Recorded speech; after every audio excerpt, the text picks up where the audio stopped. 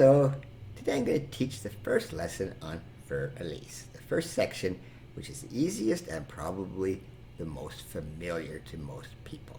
But beforehand, of course, I give you a little bit of a history lesson. Now I'm going to go a little bit back to Beethoven's childhood.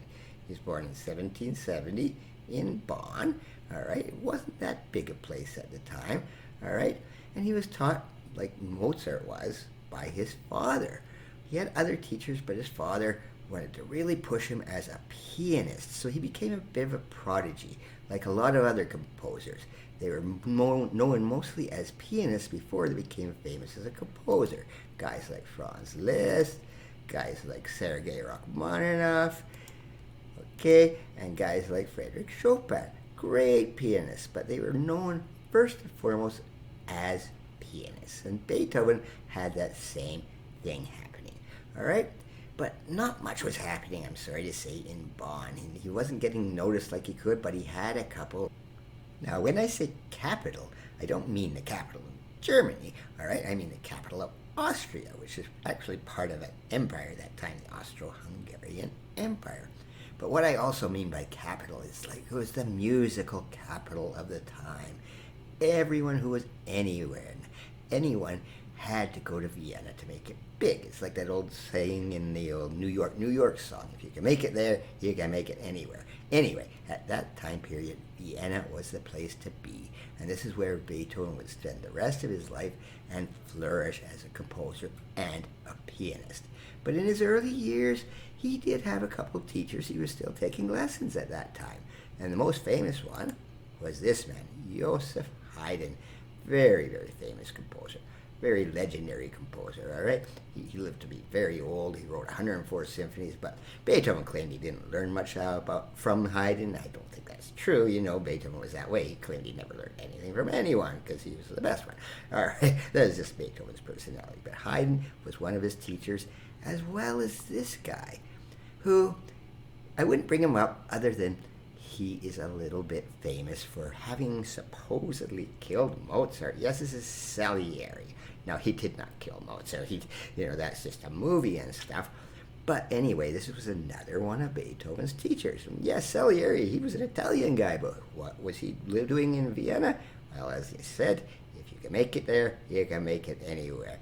Okay, on to the lesson. This is the very first part. Fur Elise, as I said, Beethoven never published it, so little is known about it. But I will get on to the lesson right away.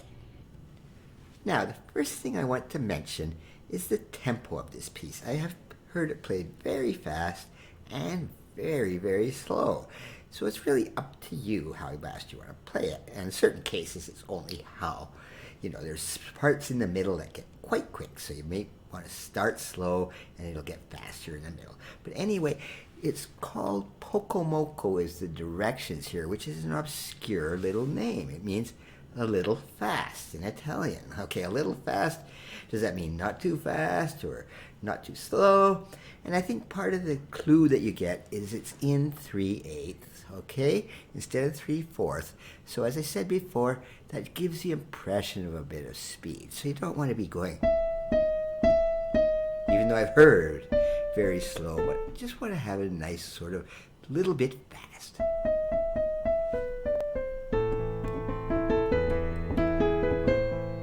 Okay, and this is a very easy melody to play. It's all in 16th notes, but you can just count it in 3. 1, 2, 3, 1, okay?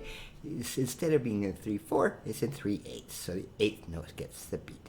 Fingering-wise, this is very, very simple. Just all right, the left hand's a bit tricky. Here you want to stretch a bit. All right, but I've also mentioned here, because this is so stretched, these are pedal markings, all right? I've put 2 different types of pedal markings. Some you'll see the P with this star thing, or I prefer this one, the pedal and a little line. So that left hand, you can just use the pedal to keep those notes together. And this comes out very, very simple.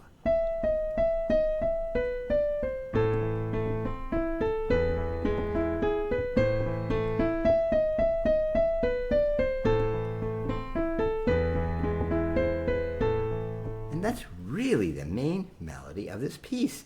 And it keeps coming back. It goes through little sections that change up a bit, but this melody comes back over again. All right? And here it repeats one time, okay? And this is, I don't know if I discussed this yet. This is a first ending and a second ending. So the first time through, you play this ending right here. All right? You'll be...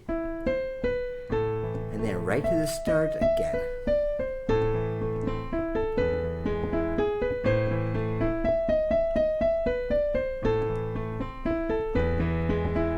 And then you hit the second ending here. The second time through. And the second ending, it says, just keep going. All right? All right. So there's the second part of this melody coming up right here.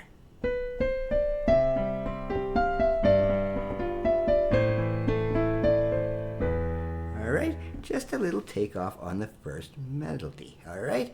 But here's where it gets a little bit fun, okay? All of a sudden, Beethoven's got this crazy thing here.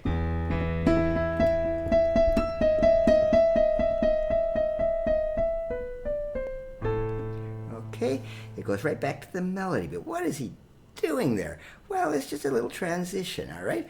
But it's a little bit tricky. You want to hit this note. Use that pedal there, because otherwise it'll just sound choppy. All right? And then the right hand, the left,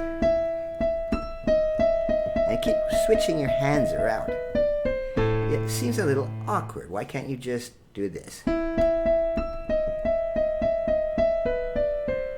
I think the way he wanted it written is to make these phrases very distinct. And it's actually funner to play it that way once you get used to it. All right, so practice this section quite a bit before I even get onto that second section, which is a lot harder. But practice this. But this is the hardest part. Is you want that big jump, and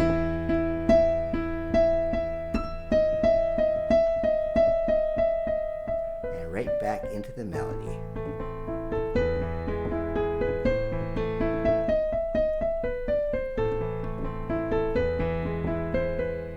Right? And again here, it also repeats, all right? Let's just see if I can get that down there. Yeah, it goes all the way here. It repeats the whole first section again, and then it plays that second section again, all right? And it repeats here. But where does it repeat to? It repeats right back to here now, not the start, okay? These repeat markings can be a little bit confusing, but once you get used to it, it's quite easy. So that second section again is just very nice.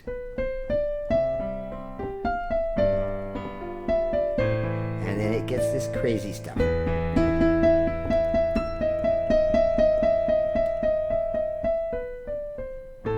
Right?